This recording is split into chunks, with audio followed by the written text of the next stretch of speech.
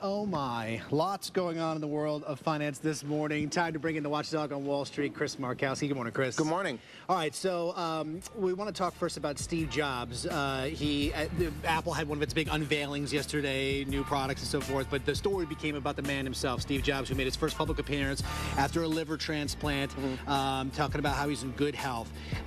My question for you is, why do we see these stock prices fluctuate so heavily based on the health of one man, albeit, you know, the grand poobah of the company? I mean, are they that dependent on one guy? Well, leadership means something to companies, it means something to small businesses, means something to large businesses. When you take a look at some of the changes that we've seen in companies like General Electric, you take a look at the stock price of General Electric since Jeffrey Immelt took over, it's like a double diamond ski slope to the downside. Guys like Steve Jobs, they have the allure about them, and he is taken as almost like the maestro behind Apple's success, and he is behind all that. He's had great vision for that company. You take a look at the products that they brought forward.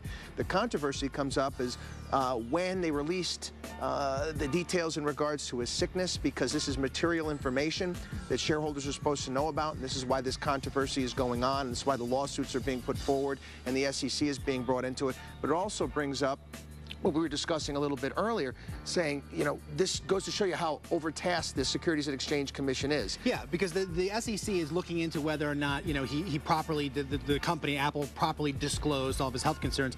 And that brings us to Bernie Madoff, you know, because there was a report out about Bernie Madoff, how he had phone calls with his people saying, here's how you get around the SEC.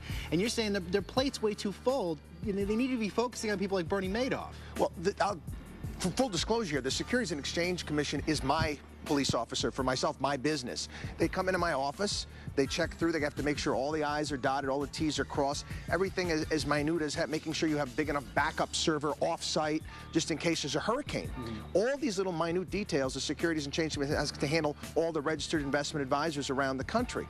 Now, by saying that, also having to deal with all the disclosures from all these major corporations, how are they supposed to also go about catching fraudsters like Bernie Madoff? I wish they were divided up into little groups. I think Securities and Exchange Commission members should carry guns. I think there should be a police force. I think they should start going in and hiring some of these crooks so they actually can learn it. They're tasked with too much, and we expect too much out of them. And by the way, real quickly, Bernie Madoff's stuff being auctioned off. I think we saw some pictures of his home, his yacht. How do you buy that and then say to your friends, hey, I got Bernie Madoff's old boat. Do you want to come on for a cocktail party? It's kind of like John Voight's car. Remember from Seinfeld? Exactly. I guess it's a piece of history, I guess. But that money does go toward the fund that will go back to investors. Yes. USA Today reports that temporary job losses are disappearing at a slower pace. Now, in the past 4 months, employers have shed 11,000 temp jobs a month, down from an average of 69,000 in the first 4 months of the year. Here to weigh in is our watchdog on Wall Street, Chris Markowski. Good morning, Chris. I don't want to be Grim Reaper, but I'm tired of hearing less bad.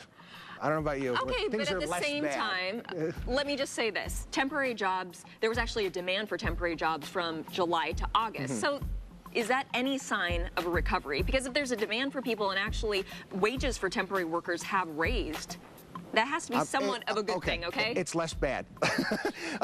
There's a pecking order to what businesses do when they need to cut costs when things are going backwards. I mean, they cut back on their marketing costs, various different expenses. They take down inventories. The last thing they want to do is hire workers, and that's the last thing. You know we're going to be in an economic type of a good, decent, solid economic recovery when businesses actually start hiring full-time workers and the jobs numbers actually start increasing. This helps a little bit, but we're still not there yet. And you're saying that we're still kind of bumping along. Well, we've hit rock bottom. You know, everybody kind of priced in the world was going to end Armageddon from last fall up until March. We didn't get Armageddon. There's a natural replacement cost to things that we have to have. People's refrigerators break, boilers, companies have to rebuild their inventories, which helps bump things up. But coming out of a recession like we have, we should be expecting 7–8% growth. And we're not seeing that We're presently. not going to see nearly. I mean, after they say, well, the recession is over. That's all well and good. But at 2 and 3%, that's not sustainable. And there's a lot of risk out there, and guys like Nouriel Roubini and guys like myself have been talking about this stuff for a while, could expect a double-dip recession, possibly next year, unless we get things moving and grooving. Okay, well, a lot of college kids are saying, hey, I'm in school now, but I hope to get a job after I leave, whether it's a temporary job or a full-time job, hopefully full-time. But how can college kids build credit? currently right now? Because this is the kind of like the last open season credit card companies have to appeal to young kids, get them to sign up for these credit cards, and they can get themselves into a lot of trouble. It's that old joke they taught the little kids there how to kiss a porcupine very carefully, I guess. You have to, if you're going to get a credit card, you're going to have to be very, very careful with it. Use it for your books in school, but make sure you pay that bill in full. Don't get yourself overextended. It's not free money, please. The last thing you want to do is having a credit card company, a bank, own you. Okay, well, keep it responsible. Chris, thank you. All right, our watchdog on Wall Street is joining us this morning talking about the president's health care speech. He has been chomping at the bit all morning long. So I said, all right, let's talk to you about it. Let's do it. What's your response to this whole speech last night? What did you think about it? I didn't hear anything new last night than what I've heard over the past. You heard more details, though. No, the details have always been out there, especially if you take a look, and I've read the bill, so I've read the details. They're in there. The fact that our taxes are not going to be raised, talked about no taxes on the middle class.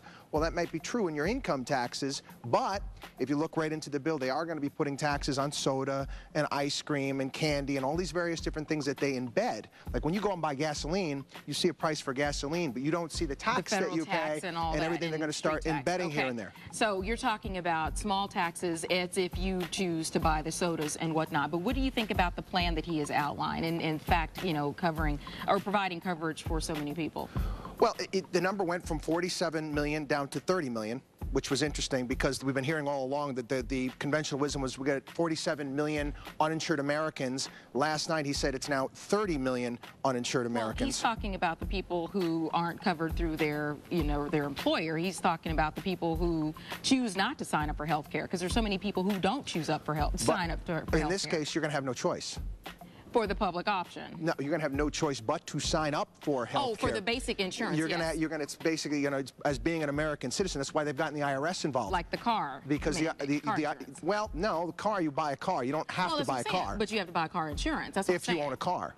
But you live and breathe here in the United States, you're going to have to buy health insurance or you're going to have to pony up $3,800.